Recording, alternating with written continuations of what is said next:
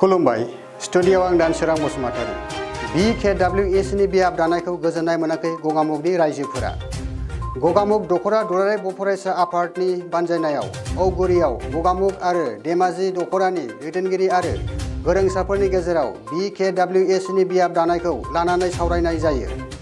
बे सावरायनाय मेलाव बाहागो लानानै गगामुग आरो धेमाजि दखरानि गासैबो माहारियारि आफाद जेरै एबसु, UBPO, आबुब आरो XNDP आफादफोरनि गेजेराव गोजोननाय गैयै फोरमायदों। बेनि सोमोन्दै खौरांगिरिनि सिगाङाव मा बुंदों फै जों मिथिना लानि।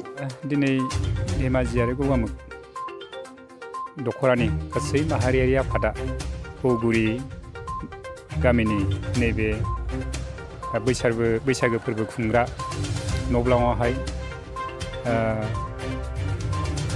बर' कसारी वेलफेयार अट'नमास काउन्सिलनि जा बियाब दाफुंनायनि सायाव गुवारै सावरायफुंदों।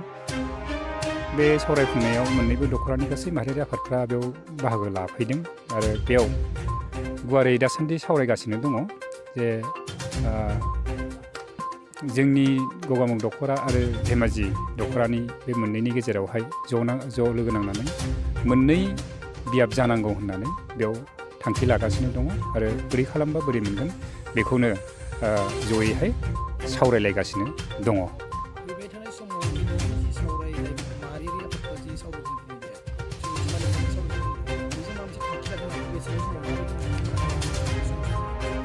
बेखौ जोङो सावरायगासिनो दं दा बेखौनो बोरै खालामबा जोङो मोननै बियाबखौ मोननो हागोन बेखौ सावरायगासिनो दं आरो जोंना बर' कसारी वेलफेयार अट'नमास काउन्सिलनि चिफ मानगोनां मिहिनीश्वर बसुमतारी साराबो जोंनो खोथा होदों जे होगोन होननानै नाथाय माब्ला होगोन जों बेखौसो मोननो हाथ'वाखै नाथाय बिथाङा बावैनो 10टा बियाब बारायबावगोन होननानै बिथाङा दाख्लै जोंखौ खोथा बुंदों। बेखौ जोङो आसा फारिदों जे बिथाङा जोंनो मोननै बियाबखौ बे मोननै दखरानि गेजेराव होगोन होननानै जों आसा फारिदों आरो जोंना जिल्ला UBPआबो बे बाथ्राखौ बुंगासिनो दङ।